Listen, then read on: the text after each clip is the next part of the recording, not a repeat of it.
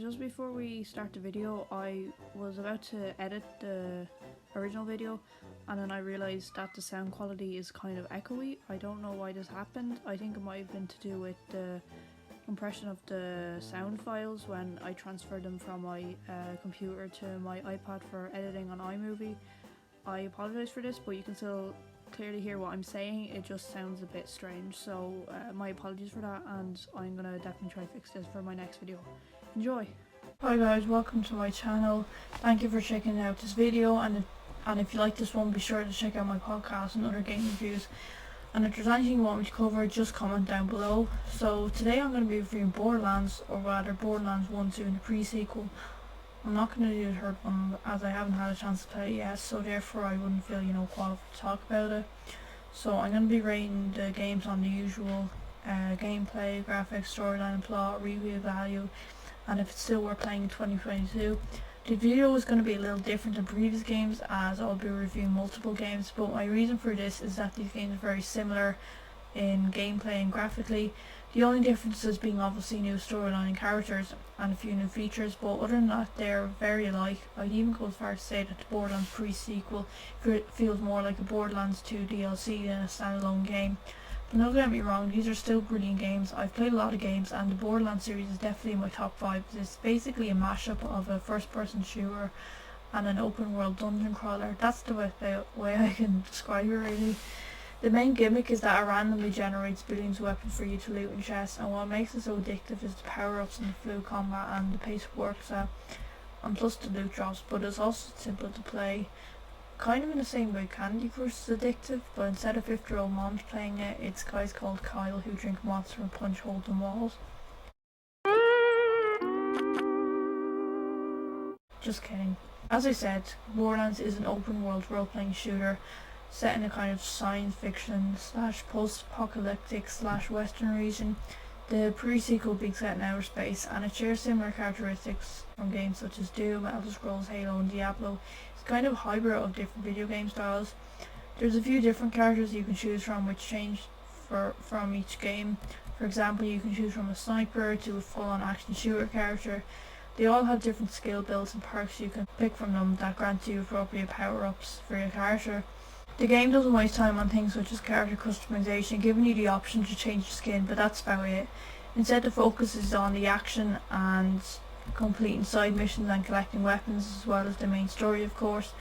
As you travel around the different areas throughout the game world, you will inevitably encounter the odd hostile wild animals and also the hostile NPCs, and also the occasional friendly character who will aid you or at least guide you in the right direction.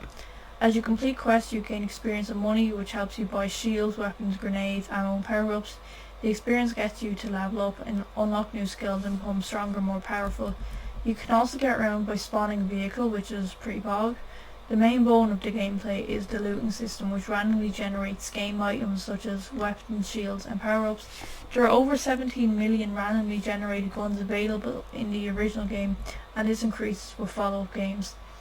There's also a ranking system in the pre-sequel and Borderlands 2 which adds small perks you can choose from, such as an extra point of health or a quicker shield damage regeneration. If you run out of health after your shield is depleted, you have a last chance to kill an enemy, but if you don't, you will die and be revived at a save station called New You, which takes some of your money.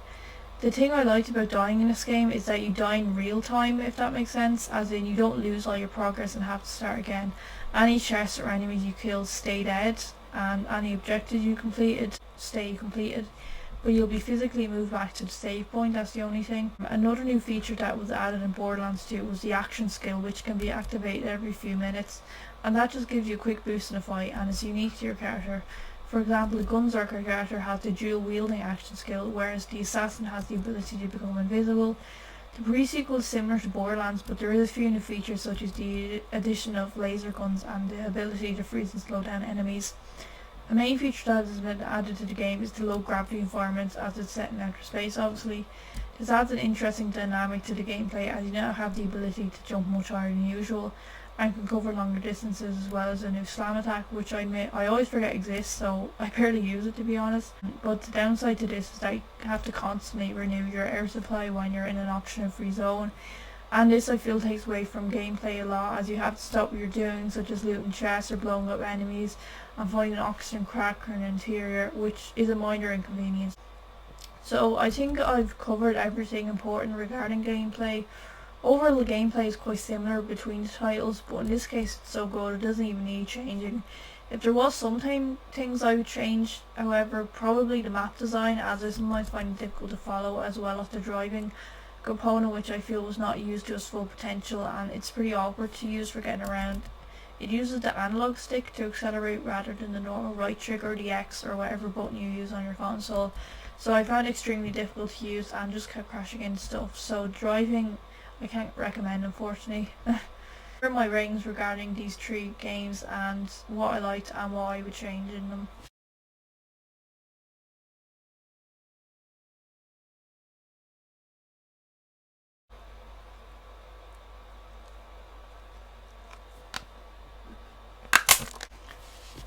Another thing that sets Borderlands apart as a series is the comic book style graphics, which are actually fully hand drawn rather than as a cel shaded technique, which meant some of the artists who worked on this game definitely missed the birth of their first child. The graphics changed little throughout the series, not that they needed to, and the comic book style blends nicely with a touch of realism. What I really like especially is that you can see that there's plenty of work put into the graphics, but also didn't look like it was trying too hard, if that makes sense. The characters look goofy and that they have personality, rather like a cartoon, but they're also realistic. I genuinely have nothing negative to say about the graphics. It weirdly gives me the same vibe as that Starfish Man level from that trippy SpongeBob game for the PS2.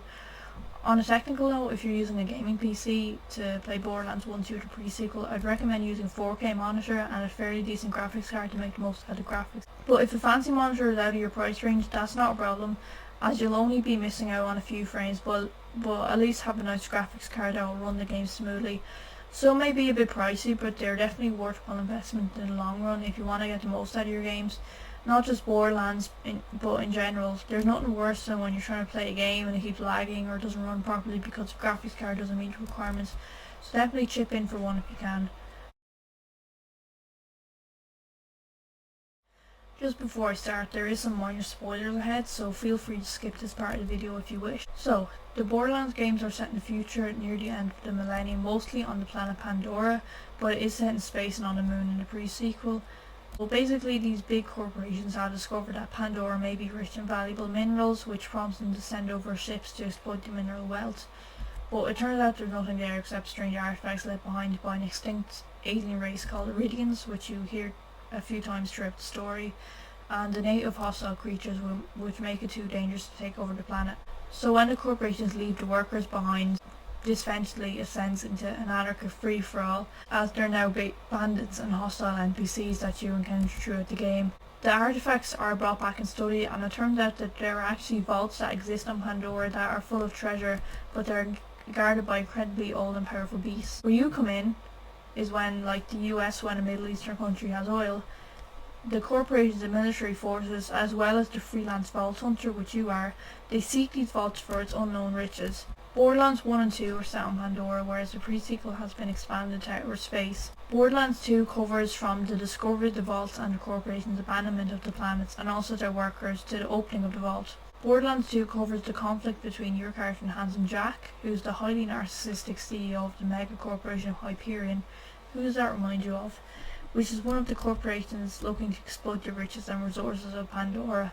And the pre-sequel covers Jack's backstory and his rise to power from a lowly programmer to head of the corporation.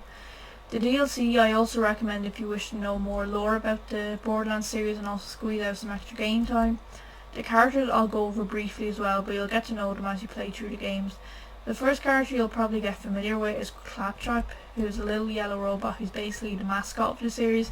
He's an NPC for the first 2 games, but you can play him as a character in the pre-sequel, which I think is pretty cool. Handsome Jack is the main antagonist of Borderlands 2 and is a supporting character in the pre-sequel. There's also Angel, who guides you through the first couple of games, and she appears kind of as a hologram thing. Scooter is who you talk to for sorting transport. Mad Moxie is the bartender, and she assists with missions, and her bar functions kind of as a de facto base of operations throughout the series. Dr. Zed, who has a questionable medical history, and he offers you a few quests. Marcus Kincaid, who is a narrator and an arms dealer, and I don't think he actually appears in the game, but he appears, he's referenced kind of in the game. Regarding player characters, there's about 5 to 6 different characters you can choose from that have different backgrounds and fighting styles. For each game, the characters have some different feature and power. For example, there's typically a sniper, a dual-wielding offensive character, a defensive character, gadget master, and so on. Customization is pretty limited. You can only really change minor things such as your hairstyle and colour, so you may be disappointed if you enjoy editing your character. That's pretty much covered everything regarding the storyline, plot, and characters, and here's what I'm rating these areas of the game, as well as the pros and cons.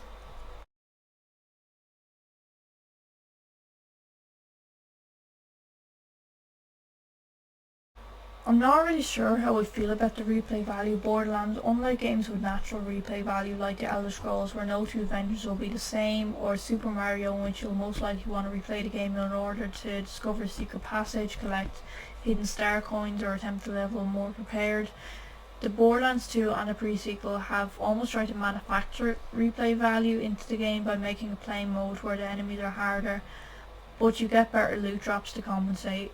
I'd say this would be pretty good if you were doing a specific challenge or you wanted a particular PlayStation trophy, for example, but once you complete the different missions in the game, it does start to get tedious. The strongest replay value perk would definitely be the multiplayer, as this adds a whole new element to the game, and Borderlands is a very fun game to play with more people. Borderlands 1 probably has the best replay value due to its simple yet addictive gameplay, as well as the well written characters and story. The pre-sequel definitely has the worst replay value in my opinion, as the plot, mission design, character design and map layout is widely regarded to be poor compared to the other entries in the Borderlands series. And also from my own experience playing the pre-sequel, a lot of the missions felt more like chores than actually fun to play due to the poor layout and frustrating map design, so I would be less inclined to replay this game. So here are my ratings and pros and cons regarding the replay value of each game.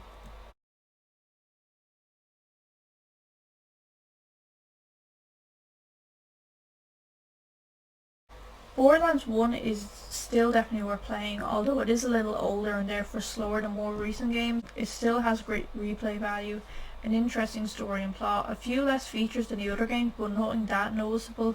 It's great with co-op, and an advantage to this is that it'll be cheap if you want to buy it, as it's older obviously.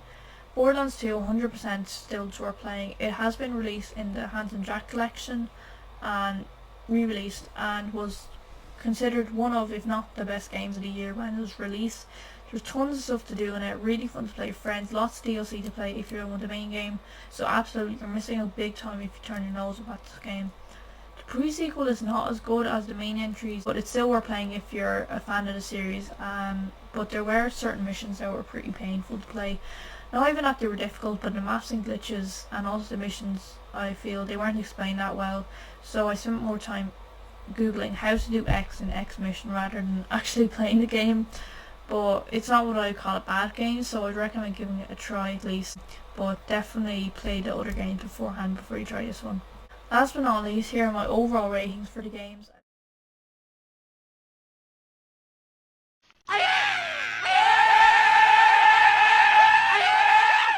So that wraps up another video, guys. If you made it this far, thank you so much for watching. If there's any games you would like me to review, comment down below or send me a DM on my Instagram, which is also called the Irish Sponge, no spaces.